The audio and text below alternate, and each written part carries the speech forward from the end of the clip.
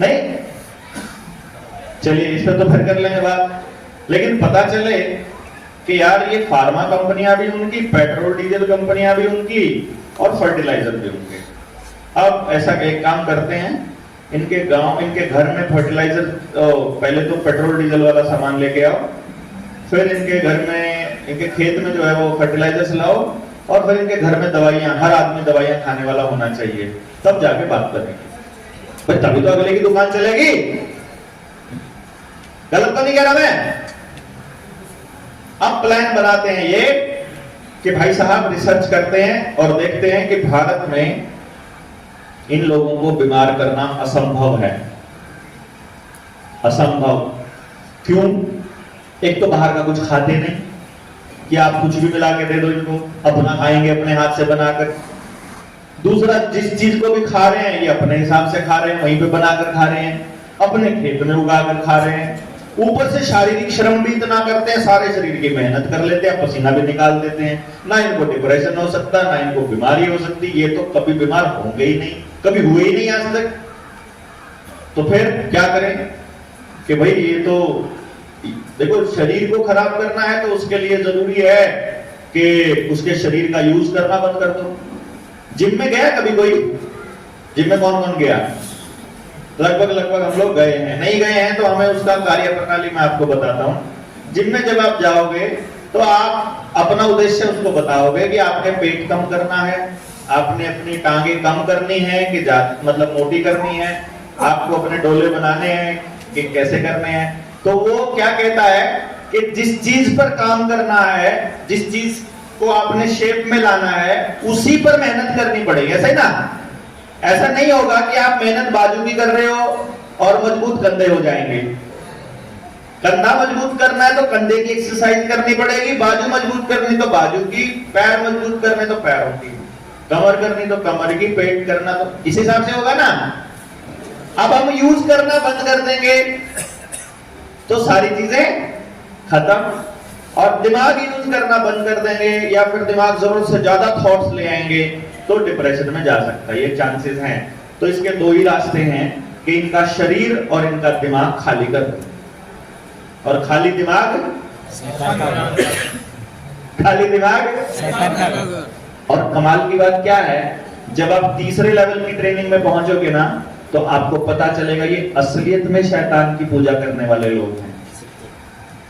Real में ही ये तांत्रिक लोग हैं असलियत में। तंत्र विद्या इनका बहुत बड़ा हथियार है।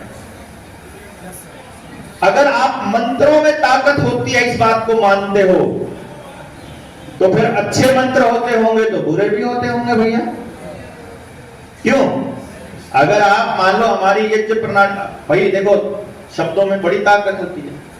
भाई साहब इधर आना, ओए इधर आ, कितना अंतर है एक सेकंड के अंदर। टोन बदलो, शब्द बदलो, इसी में आपके अंदर भाव बदल जाएंगे। नहीं, शब्दों की टोन, शब्द बताने में आपके भाव बदल जाएंगे। तो इसका मतलब क्या है कि शब्दों में ताकत होती है। सेशन से पहले मैंने अंग्रेजी के बारे में बताया था आपको। किस किसने देखा अपने फोन में खोलकर वो मॉर्निंग वाला पॉइंट? देखा किसी ने? देखा? वही मिला? सेम है कि अलग अलग है? सेम है ना? तो ये ऐसे शब्द आपसे सुबह से लेकर शाम तक बुलवाएंगे कि आप अपनी आत्मा को गिराते जाओ। नहीं? ब्लू व्हेल जो गेम आई थी उसके बारे में किस किस को पता है? मालूम है ना? उसमें क्या होता था, आपसे कोई टास्क करवाया जाता था और उसके बदले में आपको कुछ पॉइंट्स मिलते थे। फिर आप कोई टास्क देते थे, फिर कोई पॉइंट मिलता था। यानी टास्क के बाद आपको पॉइंट्स मिलते जाते थे। और आपको जानकर बड़ी हैरानी होगी जब इसकी डेप्थ में गए हम, टास्क क्या क्या मिलते थे पता है? किसी भी लेवल तक गिरने के टास्क मिलते थे। वो चेकिंग करते थे, इस दीवार पर चढ़ के कूद जाओ और इसकी वीडियो बनाओ। तो वो कुर्सी पर, मेज पर रखकर मोबाइल चढ़ के कूद जाते थे, वीडियो बनती थी तो 100 पॉइंट मिल गए, 1000 पॉइंट मिल गए। अब एक काम करो, अपनी उंगली पर हल्का सा कट लगाओ, ब्लड नहीं निकलना चाहिए। कट लगाया, उसकी वीडियो बनाई। अब की बात, थोड़ा ब्लड निकलना चाहिए। अब एक काम करो, बाथरूम में नहाते हुए अपने ऊपर वाले हिस्से की वीडियो बनाकर भेजो। अब रात को सोते हुए तुम्हारी माँ की वीडियो बनाकर भेजो, अपनी बहन की भेजो, फिर अपनी माँ की ब्रेस्ट पे हाथ रखे हुए वीडियो बनाओ, वो भेजो, तुम्हें उसके 1 लाख पॉइंट मिलेंगे और उन पॉइंट्स को फिर रुपए में कन्वर्ट कर सकते हो बाद में आप। ऐसी ऐसी वीडियोस बनी जिसके अंदर उन्होंने मतलब उस आदमी की आत्मा को मारा जाता है। बेसिकली समझे ना, राज उसी को मिलेगा जो अपनी आत्मा मार सकता है, जो पहले अपनी आत्मा की बलि देगा फिर वो किसी की बलि लेगा। सलमान खान को ऐसे ही थोड़ी बॉलीवुड मिल गया, भैया जी सोते हुए लोग मारने पड़े थे, बलि लेनी पड़ी थी। दंगे करा के लोग मारने पड़ते हैं, बलि देनी पड़ती है पहले, तब जाके राज मिलता है, ऐसे नहीं मिलता बिना दंगों के राज, समझे ना। और वो सबूत होते हैं उनके पास, इसलिए कुछ बोल नहीं पाते। इसलिए मैं ये बता रहा हूं कि ये लोग शैतान की पूजा करने वाले लोग हैं और उनको मालूम है कि शैतान का निवास उसी दिमाग में होता है जो दिमाग खाली होता है। और हमारे पुरखों ने हमारी दिनचर्या को ऐसा रखा हुआ था कि हमारी आदमी हो या औरत, छोटा बच्चा हो या बड़ा, अमीर हो या गरीब, एक भी आदमी खाली नहीं बैठेगा सुबह से लेकर रात तक। क्या नहीं थी? सुबह से रात तक ऐसा काम करते हो, आपको अंदर कोई व्यभिचार आ ही नहीं सकता, किसी के बारे में गलत विचार आ ही नहीं सकते। समझ गए ना। अब हम सुबह से लेकर रात तक लगे रहते हैं, हमारे आपको कोई गलत काम करने वाले स्क्रीनशॉट हमारे लिए नहीं मिलेंगे आपको कहीं पर, किसी से फालतू की बात करने वाली बातें आपके सामने नहीं आएंगी, टाइम ही नहीं इतना। फालतू की बात तो तभी करेंगे जब फालतू का समय होगा। तो फालतू के समय के लिए इस आदमी को अगर कोई रिप्लेस कर सकता है तो आदमी को तो आदमी ही रिप्लेस कर सकता है।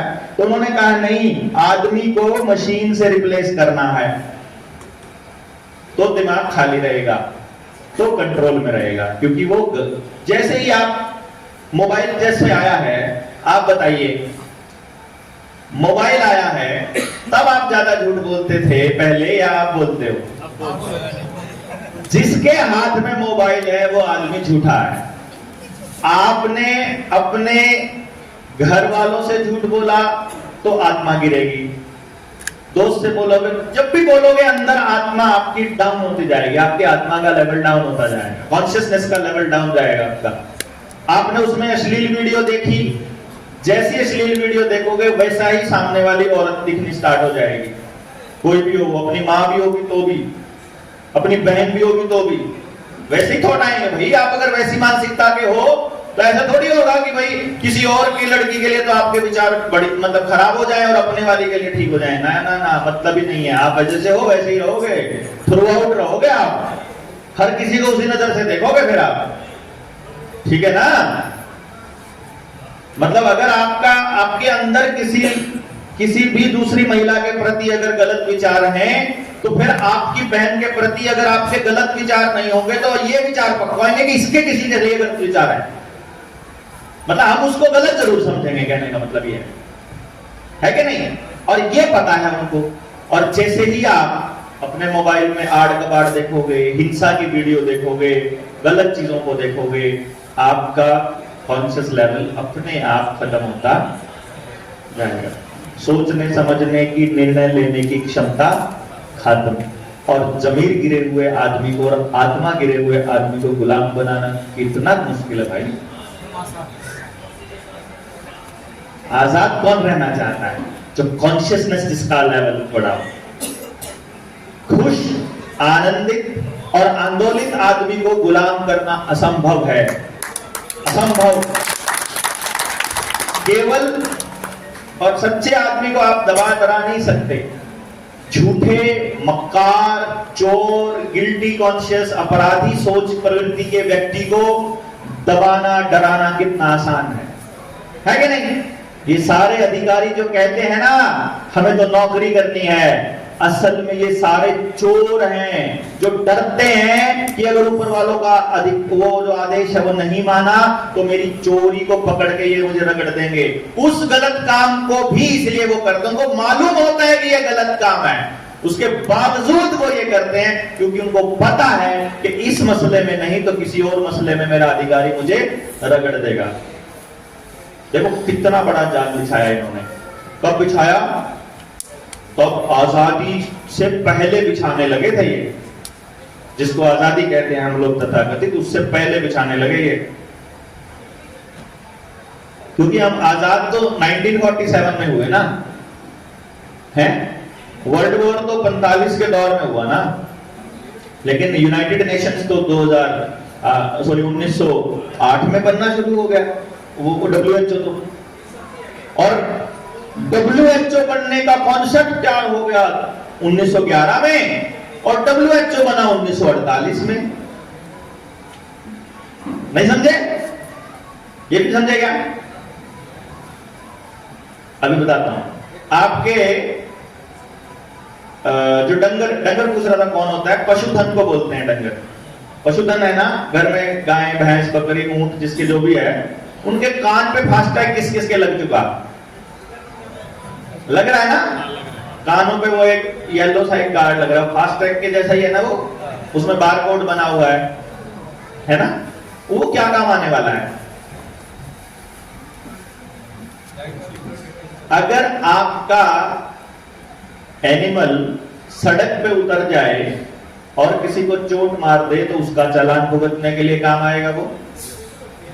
नंबर 2, आने वाले टाइम में आपके गांव का जो तालाब है उसकी डेवलपमेंट इजराइल की कंपनी करेगी। निर्मल सरोवर योजना नाम से कोई योजना आई है किसी की? आई है? 2 लोग हैं। आपके यहां भी आई होगी। जिसके गांव की आबादी 5-10 हजार के आसपास होगी वहां पर पहले आएगी, बड़ी आबादी के गांव में आएगी पहले।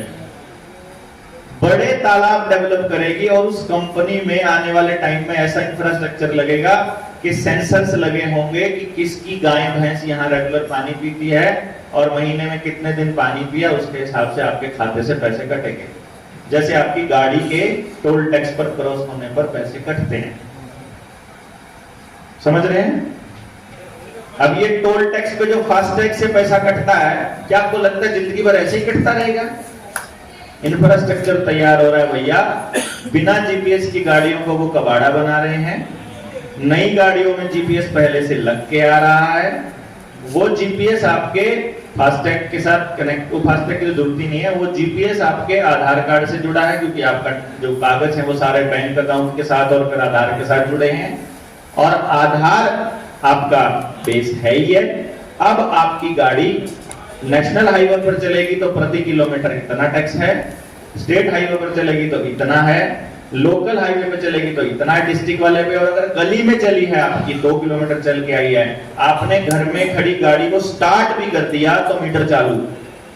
गली में 2 चक्कर काट कर आए, 2 किलोमीटर घूम कर आए, 2 किलोमीटर का पैसा गाड़ी के बंद होते ही कट जाएगा खाते से, क्योंकि जीपीएस बता रहा है ना आप कौन सी गली में जा रहे हो।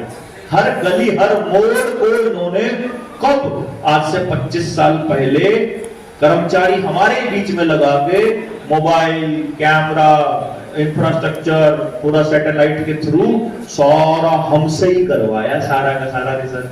और अब आपसे गली में निकलते ही आपके खाते में पैसा लगे।